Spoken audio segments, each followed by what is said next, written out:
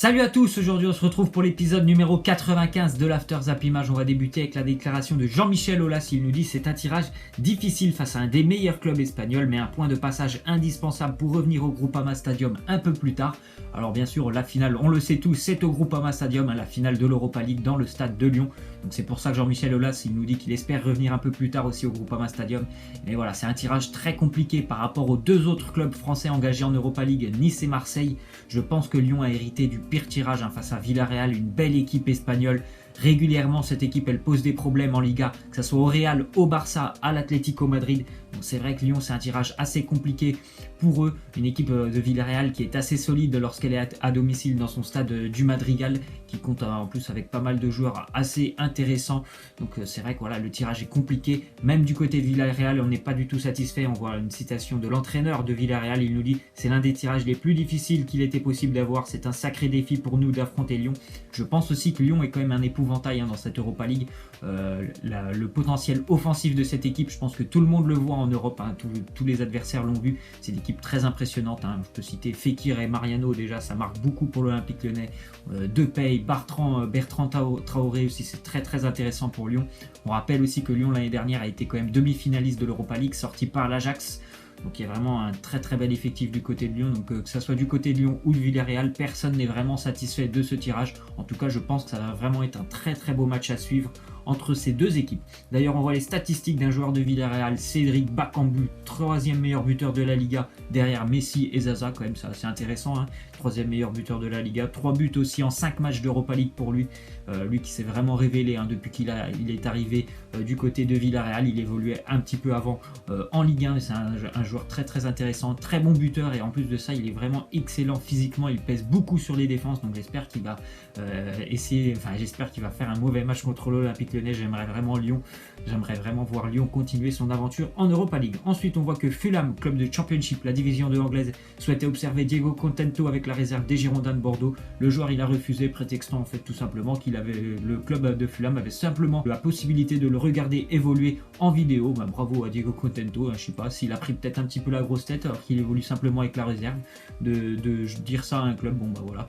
Tant pis pour lui, il va continuer de jouer avec la réserve. Il aurait pu quand même aller en division 2 anglaise. Il me semble que c'est plutôt pas mal, mais tant pis pour lui.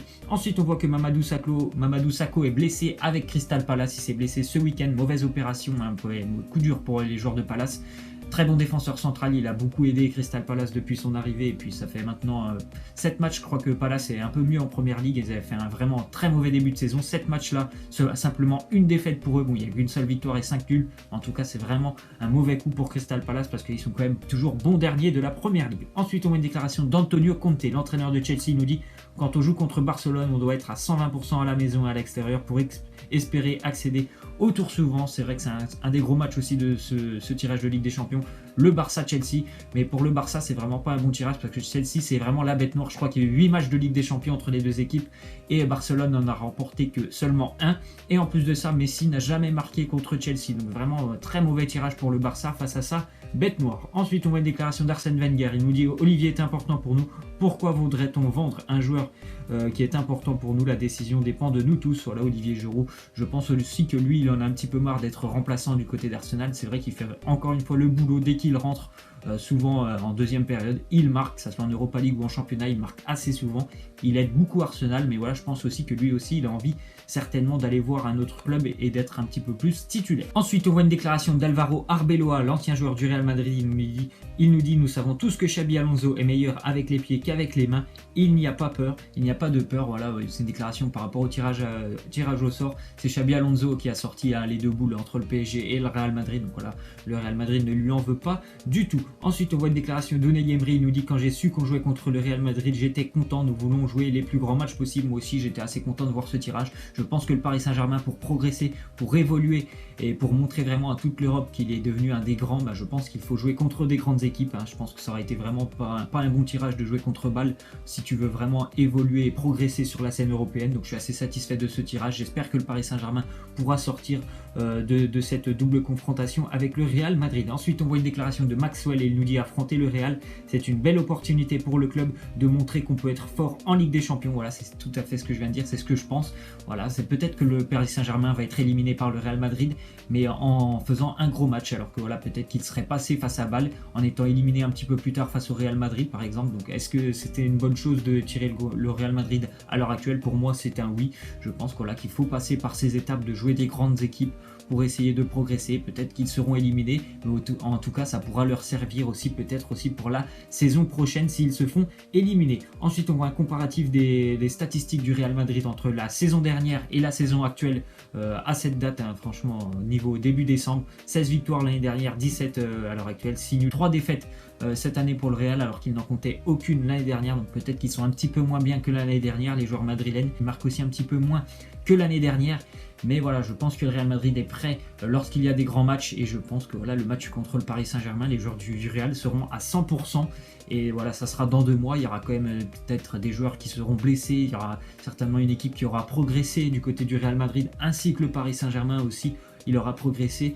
Donc voilà, c'est difficile à l'heure actuelle de se fixer, mais en tout cas pour le moment le Real Madrid, ce n'est pas la même équipe que l'année dernière, mais visiblement aussi dans 2 mois ça ne sera pas le même Real Madrid. Ensuite on voit que pendant le derby de Manchester, hein, je vous l'ai dit hier, il s'est passé pas mal de choses dans les vestiaires, et visiblement le début, bah, voilà, c'est à cause de Zlatan. Et en fait il y a un dirigeant de Manchester City, hein, du staff, il a dit à Zlatan: tu parles beaucoup mais tu n'avances pas. Et voilà, après vous voyez un petit plan de tout ce qui s'est passé donc dans le milieu du couloir d'Old Trafford. Il y a eu déjà des échauffourées entre les joueurs de United et de Manchester City. Après, Mourinho est allé dans le vestiaire de City pour leur dire un petit peu de baisser la musique, de baisser le ton et de rester un petit peu humble dans la victoire. Ederson, il s'en est mêlé. Il y a aussi Romelu Lukaku qui s'en est mêlé. Il y a eu des bouteilles de lait, des bouteilles d'eau qui sont parties, qui ont volé dans les vestiaires. Enfin bref, encore une fois, c'est très difficile de résumer tout ce qui s'est passé pendant ce match, mais en tout cas, c'est vraiment triste de la part de José Mourinho et de ses joueurs, parce que vraiment sur le terrain, ils ont largement été battus par une très belle équipe de Manchester City. Ensuite, on voit les statistiques de Romelu Lukaku, l'attaquant de Manchester United. On voit les stats, c'est en anglais, pardon, mais voilà, c'est les statistiques de Romelu face aux 6 plus gros clubs de Première Ligue, ainsi que face aux tous les autres clubs, c'est-à-dire les 14 autres clubs. Donc face aux 6 premiers, donc ouais, c'est très compliqué pour lui, hein. Il marque tous les 315 minutes à peu près, alors que face aux autres clubs un petit peu moins intéressants de Première Ligue, il marque tous les 130 minutes. Seulement 15 buts pour lui, hein, face aux grosses équipes, 78 lorsqu'il joue face à des équipes un peu plus faibles. Donc on voit vraiment qu'il a un petit peu surtout beaucoup de mal face aux grosses équipes, comme dimanche face à Manchester City. Ouais, il n'a pas du tout pesé face à cette équipe de Manchester City, Romelu Lukaku. En plus, le deuxième but, c'est complètement de sa faute. Le but de Manchester City fait vraiment un sale dégagement dans la défense. Donc c'est vrai que voilà, j'aimerais qu'il progresse un petit peu, qu'il puisse aider mieux cette équipe de Manchester United qui a besoin vraiment d'un attaquant phare. C'est vraiment dommage parce que voilà, il est vraiment présent lorsqu'il y a des petites affiches, il est présent, mais lorsqu'il y a un gros en face de lui, Romelu Lukaku, il ne répond pas présent, et ça c'est vraiment dommageable pour Manchester United. Ensuite, on voit que le Real Madrid tient sa première recrue. Normalement, elle va arriver au mercato hivernal. C'est un nouveau gardien, c'est un jeune gardien qui évolue avec l'Athletic Bilbao.